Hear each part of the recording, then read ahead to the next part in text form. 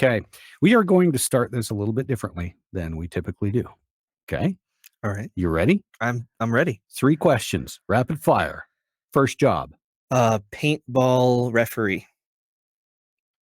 I would love to dive deeper into that, but we can't. Favorite job. Worked at a drum shop. Dream job. Not to be too cringe, but I feel like I'm sort of doing it now. Just helping people, doing what I love, PowerShell, tech stuff, having an impact, anything related to that. Okay. Let's do this. All right. Listen up.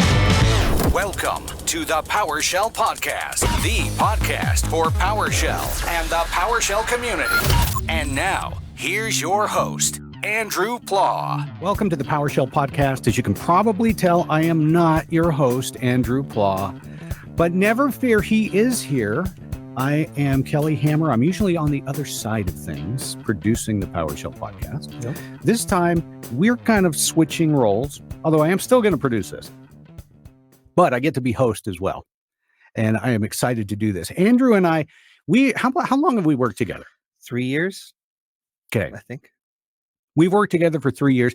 I still feel like I don't know you very well. Oh, wow. Yeah. I feel like an open book. So this is a good, No, good I timing. mean, you work remote. Mhm. The mothership is here in Salt Lake City and you are in Florida. And you Yep. and I, we have a weekly one-on-one, where we talk and you're in our meetings, but I still feel like I don't know you all that well. And so this is an opportunity, not only for me, I'm excited to do this, but I know that your listeners and your viewers are excited to find out a little bit more about the man, the myth, the legend, Mr. Andrew Pla. Well, happy to share some of that. Okay. Yeah. I feel like I know you. Now you'll know me after this. Yeah, you only think you know me. All right, let's start with a very basic question. I want to dive into your background a little bit. How did you first get into IT? What was it that kind of drew you in and had you interested in it? Well, so like a lot of people, I've been into video games. I was not the kid who was taking apart computers. I did do a thing or two with video games and online forums and things like that, but I wasn't like a programmer at age 12 or anything like that. Eventually, I became an adult and I had to start like looking at what I want to do with my life, and circumstances called for, I needed a job that could give me money now, but also provide the opportunity to earn a lot more long-term, since I had a family I had to think about. So IT was great for that. You can get certifications and get started. And once you get your foot in the door, you can prove how great you are and how hard you can work, and you can do great things for yourself. So that's sort of the direction I went. I ended up falling in love with IT along the way and learning a bunch of cool stuff that kind of changed the way I approached the world. But that is initially how I got started. Actually, it was from a Reddit post.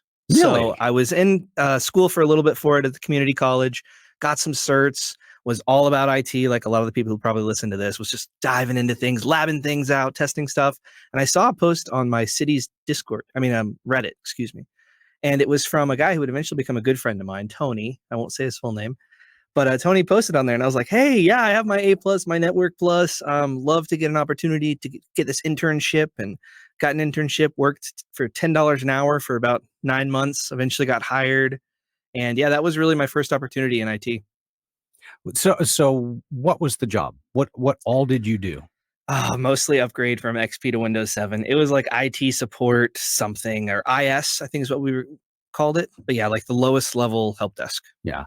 How did you move up from there? Because I know there's a lot of folks that listen, and you've got a broad swath of people that listen to the PowerShell podcast. You've got newbies and you've got some people that have, tons of experience, managerial positions.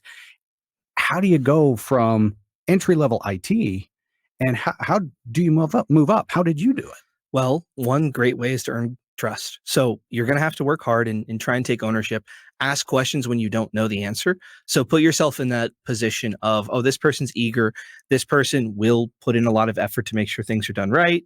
And if you can do that consistently and vouch for yourself, so, talk to your manager, say like, hey, I've been an intern for 9 months. This is supposed to be a 6-month thing. Can we make this a full-time position? I feel like I'm contributing, blah, blah, blah, that type of thing. But yeah, a lot of it comes down to just earning trust and taking advantage of opportunities that are given to you. If you're the one in charge of XP to Windows 7 upgrades and you're using, we were using like Ghost at the time, which is manual. Everything was manual. Well, I took what ownership I could and kind of implemented some automation around that and improved those processes. Yeah, those are the kind of big ones. Okay. Now from there, you got your foot into IT and you found it, a pretty decent career path, at least because you've stuck with it. So I'm assuming I you love it. found that. How where on that path was it that you found PowerShell, and what was the path? How did you get led into PowerShell? So, I had heard about it here and there a few times. Whenever I initially heard about it, maybe 9, 10 years ago, it was a little foreign. I didn't know anyone who wrote it. It was kind of this thing that was under the covers. I did some stuff with the MDT, Microsoft Deployment Toolkit, and I saw there were some PowerShell scripts in there. I think I may have, stolen a script or two off the internet and ran it. But it wasn't until maybe 2 years later when I was in sort of like a junior sysadmin position where I had access to a lot of things.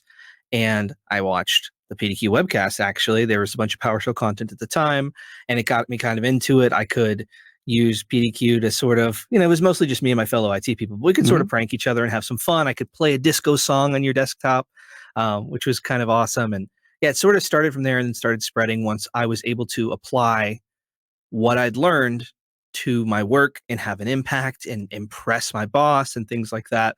It was a lot easier to really dive in. How did you go about learning it, though? So it took me a while. So there's this book that we often recommend, Learn PowerShell in a Month of Lunches. And I had that and all right, this is my month. I'm going to do it. And I would do it for about 4 to 5 to 6 days. And it would get to a lesson, I think maybe about the pipeline or something like that. And it felt too hard for me. And I would kind of pull back, still kept following the community, the Don Jones, the Jeff Hicks, and those types of people and learning. But kind of I needed more time for my brain to make sense of it. And I find that's kind of true for me with a lot of brand new things, like net new, like learning a programming language for the first time. It takes me a little bit more time to acclimate. But once I do get acclimated, I can kind of take off. So Yeah. I spent a lot of time kind of acclimating, you could say. But then, I read the book, wrote my first blog post. I was able to attend PowerShell Summit for the first time, got some mentors along the way, sort of felt like I was part of a community. So I wasn't just this person at work writing PowerShell scripts by themselves. I was part of this larger community where there were people doing cool stuff in Azure and Active Directory and all these different parts of IT. It just was a bit empowering for me. So one thing I wanted to find out, because in your PowerShell journey, you were part of the on-ramp program, weren't you? Or it was like a scholarship. Yeah, common type of misconception. thing. Yeah. So the first scholarship for PowerShell Summit in 2018, they were trying to see if they could help people get started in IT. And I was the perfect candidate for that, just getting started in PowerShell at a smaller company who didn't traditionally send people to big conferences like that. And so I was able to get that. How did you know about it? How did you get into it? And for those who may not know, PowerShell Summit, it's in Bellevue, Washington. Bellevue, It happens every year. Is it March or April? I think it's April. Yeah. And it's, everybody who's anybody really in PowerShell kind of converges for a few days. And I haven't been myself because, I'm not really in an IT person, but I've experienced it through you. And it's like this amazing opportunity to just cross-pollinate with so many other PowerShell people and big names. Yes, it was a life-changing experience. But the way I came across that was, so I was following Don Jones and a bunch of people. Like, I was into PowerShell. I was trying to absorb as much as I could. I saw this as, I eventually decoded, like, hey, this is not some magical thing you need to be a programmer extraordinaire to be able to do. Like, normal people who have brains can learn this stuff and do it. And so I was totally bought in. I wanted to take control of my career and emulate others around me. And so Don Jones posted like, hey, we're looking for scholarship winners. And like I said, maybe earlier about how I got started, I saw an opportunity. And yeah, it's not the most fun, like having to write an application and explain why you're deserving of this opportunity. But I couldn't say no to an opportunity. So as soon as I heard that, I got a babysitter. I got my wife to help sanity check what I wrote to make sure I don't sound like an idiot. And I went through that process, applied. I really put some effort into my application. And I even did it like PowerShell themed. Oh, nice. I think they had like tell a story, and I think I incorporated PowerShell in some way. But yeah, that's how I got started with that. Just seeing it on the internet and following through on it. So how did you find out that you were accepted, and how did that feel? Oh, it was actually, so I was at a small conference, maybe an hour away from wherever I live with some coworkers. And I was in the back seat. We were going to drive home. I was on backseat duty, And I got the email and I was like, what? I started screaming, not too loud, but we were all in the car. They're like, what happened? You okay? And I got it in the car. I was so excited. Oh my gosh. Oh, just thinking back to it. There might have been tears shed. I'm pretty sure there were. It wasn't too over the top, but it was I knew it was going to be a career changing opportunity. And from that moment on, in preparation for it, I tried to take things as serious as I could, learn as much as I can before I get the opportunity to be amongst people who, at the time, and still often a bunch of them are, my heroes. Yeah. How was that first conference? I mean, when you went into that, knowing that your heroes are there and you're going to be interacting with them because you're the scholarship winner. I mean, they're going to pay attention to you. Yeah. I mean, did you go into that kind of intimidated, or what was that experience like? It's like me in most ways. I was very scared, but also willing to take some risks. Not saying I was out there, hey, everybody, I'm here, so and so, shaking hands. I was very much, I sat at the bar all the way at the end by myself. I didn't know how welcoming they would be in person. Yeah. I saw Jeff Hicks and I very shyly, like, kind of walked up and said, hey, I'm Andrew. Oh, very nervous, very funny to look back on it now because Jeff's a good friend and just a cool person. But yeah, it was a lot of nervousness and a lot of the community being open to me and proactive with reaching out and saying, hey, oh, this is Andrew, the scholarship winner. Let's introduce you to so-and-so. And yeah, that made it a lot easier for me because I think like many of the people who listen to the podcast and might be in IT in general, might be a little shy, might not have a ton of experience hanging out with other people who are accepting and open and just like you. And that was the biggest takeaway from the first PowerShell Summit I went to. It's like, wow, there's a ton of people here who feel comfortable to be themselves, like unashamedly themselves in every way. Like they're just geeking out on PowerShell, on anything they're interested in, completely feeling comfortable to be themselves. And I was like, okay, I can get down with this. This is like, these are my people. And that's another question I wanted to ask, because I imagine there's a lot of people in a similar situation. A lot of IT people are naturally a little more shy. But going to a conference like this, what would be your number one piece of advice for someone attending this type of a conference or an event for the first time? Talk to other people. It kind of depends on the type of conference you're going to. It's just easier with conferences that are smaller, right? If there's 1 million people there, it can be hard to even see the same person twice. So, but definitely it's talk to people. Don't sit alone at lunch. They're all there to network to some extent. If they're not interested in it, they can let you know, but it's up to you to be proactive. And just know, pretty much everyone else there is nervous just like you. So if you can commiserate over that and bond over that and have some good conversations. So you're at the PowerShell Summit. You have that experience. I'm sure you kind of left that event on a little bit of a high. Where do you go from there? What was the next step in your career path? And honestly, how did you get to PDQ? Yeah. Well, PDQ getting there kind of involves PowerShell Summit. But the very first thing I did as I was driving home, or flying home rather, it's a bit of a drive. But as I was flying home, I thought, okay, it's my turn to start contributing. And this is a great launch pad for my blog. So I had, I think, andrewpla.github.io was just a free thing I could spin up. And I wrote about my experience. And I shared photos that I took along the way. And I talked about the interactions I had with people and all the great things that came from it. And the PowerShell community, being as supportive as it is, they could see the effort that I put into that. They could relate to the experience I had and were happy for me. So they kind of shared that out and got me started there. And I sort of took it and ran with it, kept blogging, found opportunities to speak at conferences, kept creating projects and things like that in the PowerShell world, and just doing what I could.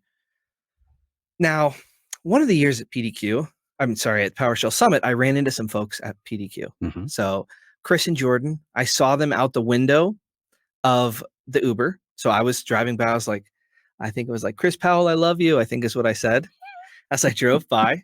Because I was, again, big fan of the stuff we do here at PDQ, the webcast we do every single Thursday. Yeah.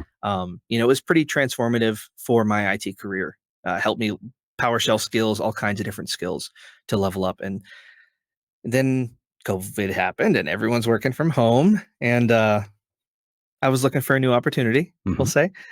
And I hit up Jordan. I was like, hey, Jordan, because PDQ is a dream company, right? It's kind of like PDQ and Microsoft were the two places where I'd like, okay, before my career ends, I'd probably like to work there. Yeah. That would feel like a great success. And, there was an opportunity for a solutions engineer at PDQ. So I applied. bought hundreds of dollars of books because I heard the interview process was hard. So I was way prepared, way nervous, went through it, and eventually got accepted and sort of worked my way up from there. It is a difficult interview process. Yeah. I mean, we call it the gauntlet for a reason. It is pretty intense. So you start work at PDQ and you start in solutions. Yep. So your career has taken a couple of little turns within the company since then. But the first one I want to find out about is, how did the PowerShell podcast come about? Because I'm honestly trying to remember, because it comes from our department, and I'm thinking, how did we get here? So I think it was JJ's idea. I think I had done a couple things maybe on the webcast about PowerShell, and some people at PDQ knew about some of the work I've done with PowerShell before I started. So I think JJ had the idea, and I was already friends with Jordan. So we just, hey, let's just do a PowerShell podcast. We like it anyways. We have people who know PowerShell here, been doing it for a while. PowerShell needs a podcast. And I remember when we were naming it, I was like, okay, this is a serious name. Like, the community deserves for us to create a great podcast with good production, with good consistency, right? That's the big one. And so, fast forward a couple of years and here we are, but quite the journey. I can tell you a little bit about the name, because there were a number of names that were thrown around. Yeah. And I actually looked at the list and was like, guys, let's just call it the PowerShell Podcast. It's straightforward. It describes what it is, and it's searchable. I mean, you got to think, at least me, I have to think about it from that marketing brain a little bit. And boy, it has really taken off. Yeah. I knew that there would be a point in my career where I would be helping others on sort of a larger stage. I've always really enjoyed the sysadmin community and communicating with them and maybe translating some ideas and doing what I can to help them out. But I didn't quite think it would happen this soon in my career. I thought I had a few more years to kind of just do the regular sysadmin thing, but it's been a very rewarding journey. Okay. So before we get to the next big event in your PowerShell journey, which, is 3 little letters, MVP, which is freaking cool, by the way. You've frequently talked about the value of a mentor and mentorship. Yeah. Did you have a mentor? Yes, multiple, and still do. Tell me about those. So I think the initial one that I had was someone named Fred Weinman. Now, Fred works at Microsoft now. I think before he was an MVP, but he was super active, super prolific in PowerShell. And I believe he knew I was a scholarship winner, and he was one of those supportive people. Well, he was so supportive and kind that I felt comfortable reaching out to him with a question about something. And not only did he answer my question, but he actually got on a video call with me and shared his screen and showed me, how to use the editor faster, how to move your cursor around just using your fingers and not the mouse, and all kinds of stuff. And he was instrumental in not only teaching me stuff and getting me jump started, but also my confidence of my belief that hey, wow, this actually is meant for me. This super cool guy. I mean, I love the work that he's done. He's also kind and open and, can come down to my level in some ways and not make me feel bad about it. Okay, I really respect that. Also had Josh King. He was someone who back in the day would do coding streams on YouTube and maybe Twitch as well, but YouTube I think is where I watched him. And he's another pretty good PowerSheller, knows his coding. I think he probably used a few languages before it, but I would wake up at, I think 4 a.m. because he's in New Zealand. So I'd wake up early at the crack of dawn to watch him code live. Because to me, that was gold. It was so valuable to be able to see the way they approach problems. And you can see quickly, they don't know the answer to everything. They have to sort of work through things. Sometimes they type in things incorrectly and all the normal stuff you'd expect. It's not like there's this huge disconnect of, you use PowerShell, you know how to use it or you don't. There's a lot of gray area. There's always going to be parts of it you don't know. And that was a bit empowering to me because, I didn't feel like I was uniquely unqualified. Yeah. So what would be your recommendation for someone to gain a mentor? I mean, I look at my career and I had one as well. Mine happened more organically. It was just someone that I happened to be working with and we clicked. And he had much more experience in this area than I did. And he just kind of took me along and taught me what he knew. And then the funny thing about that is several years later, I ended up becoming his boss. And so it can happen in different ways for other people. It's impressive that you actually went out and contacted someone. And I think in IT, and especially in the world we live in now, where so much of what we do is remote, that's kind of a difficult step to take. Yeah. I mean, Fred is in Germany, so the remote aspect was definitely there. But I think it just comes down to, I've always known that you need to vouch for yourself to a certain extent and be authentic with it, right? Like I think a lot of people going through their IT careers, they see people ask questions in maybe not the most productive format, where it's like, how do I fix X? Instead of like, hey, I've tried X, Y, and Z. My end goal is to do this. They kind of phrase it the wrong way. I wanted to make sure that I did my due diligence. So if I'm going to be reaching out to Fred, I'm going to be spending a lot of time reading the blogs he's written, learning what he's done, checking out his projects, putting in the time to learn PowerShell. So it's something where it can be beneficial to both of us. He gets to share knowledge with someone who's eager, excited, can reinforce some of the concepts he knows. And also I can benefit because I can upskill. And he actually wrote a blog post about the importance of mentorship or something like that, where he talks about the time trade-off is really helpful, right? He was able to spend some time with me. And now all of a sudden, I think at the time I was writing my own blogs and modules and things like that. And, ever since then, my journey's continued to go. But all it took from him was several hours, like a handful of hours, and he was able to help someone reach that next step.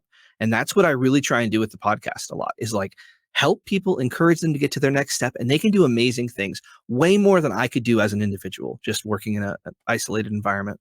And I know how much that means to you, because Andrew, every week or two, he'll send me something on Slack. He'll screenshot a comment that he's gotten from whatever social media outlet of someone who has been affected or influenced in a positive way by the PowerShell podcast. And I know that means so much to you, and it's got to be gratifying. It's super gratifying because it's not easy to do a weekly podcast. There's a lot of work that goes into that. But it comes from the efficiency in PowerShell. I love the fact that I can write a script and it can solve this problem in perpetuity. I also love the fact that I can empower someone and they can do amazing things for the rest of their career, and they could empower someone else. Like they see sort of the vibe that we have in the PowerShell community of building people up, and they can do great things. And it's an immeasurable amount of impact that you can have. Like there's no way to tangibly measure it. So anytime I hear from someone, they reach out and share how it's been impactful, or, it's been encouraging, because that is a big part of what I hear is helpful for people, is that it keeps them on that kind of growth mindset. Learning PowerShell can be really hard.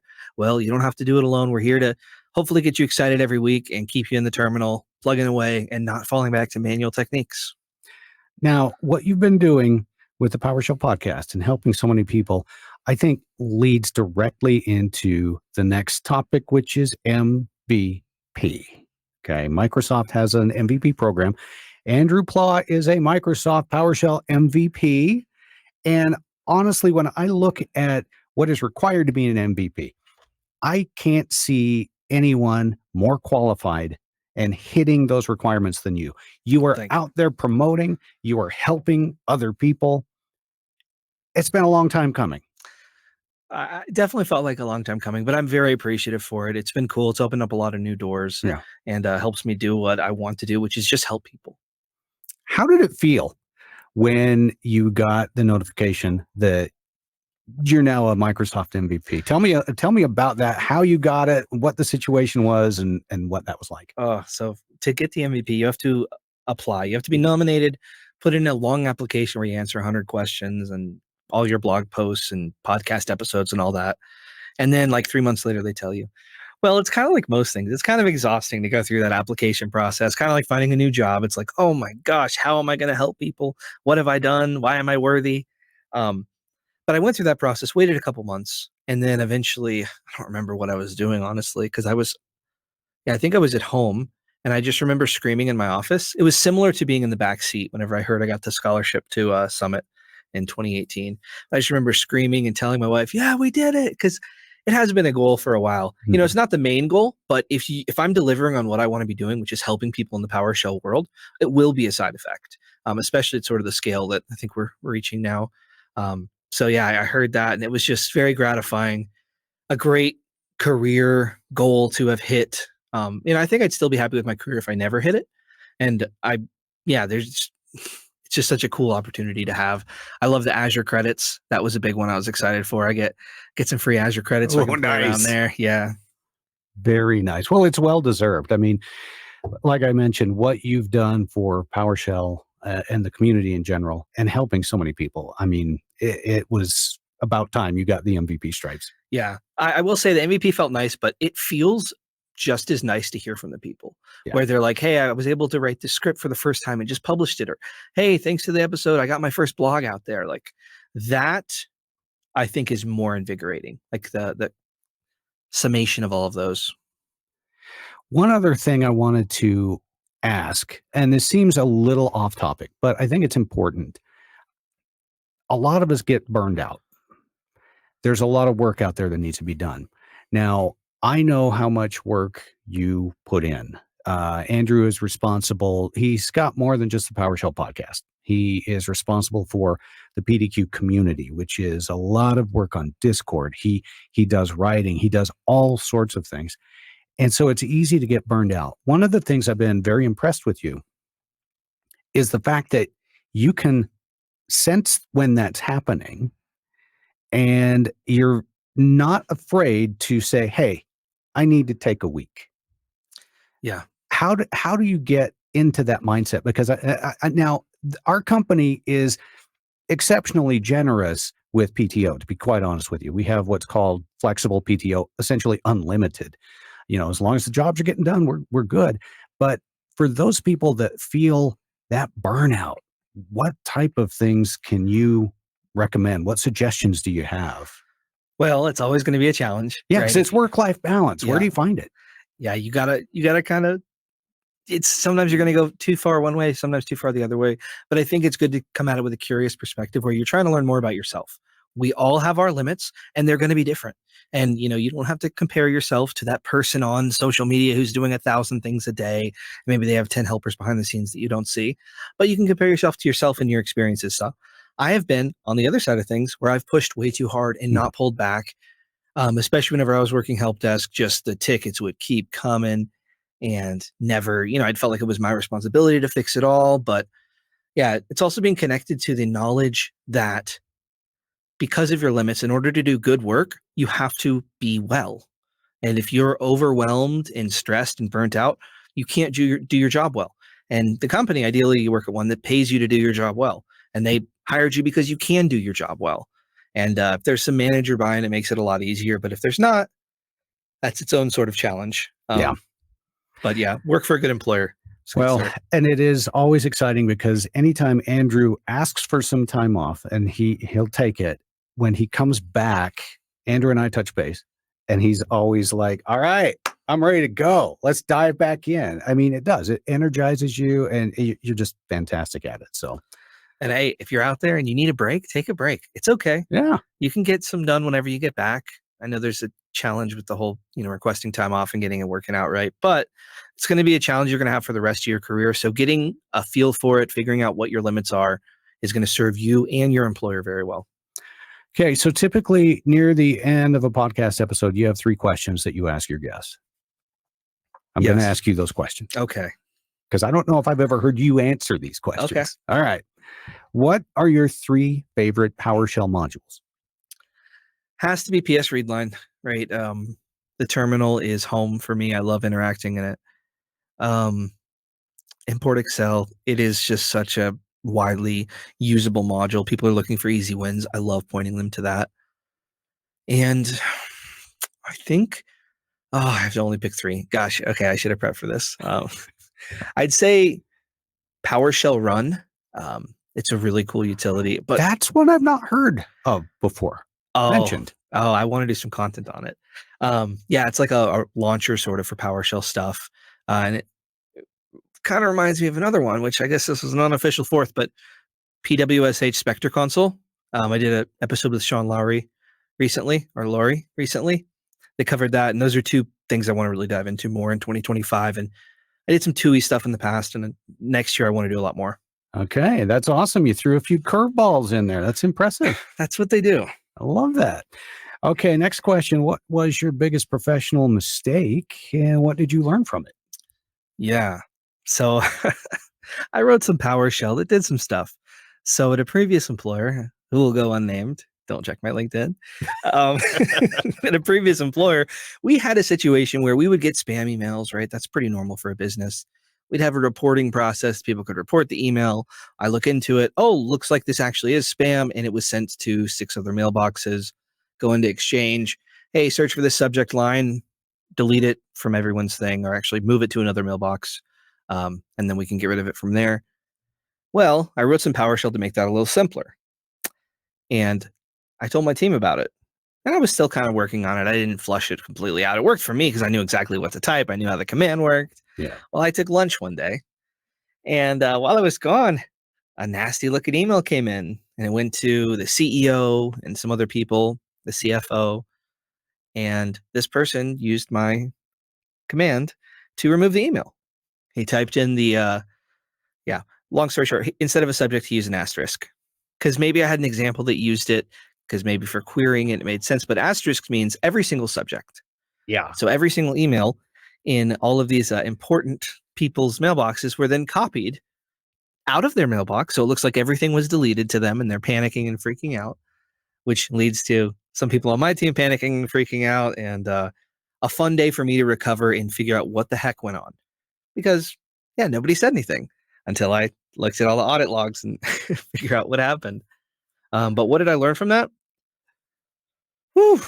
Write more safety checks into your PowerShell if it can do dangerous things, right? Like, so allowing asterisk for the subject, maybe that's something I could have thought about and prevented. Maybe I could have added a confirmation for something like that.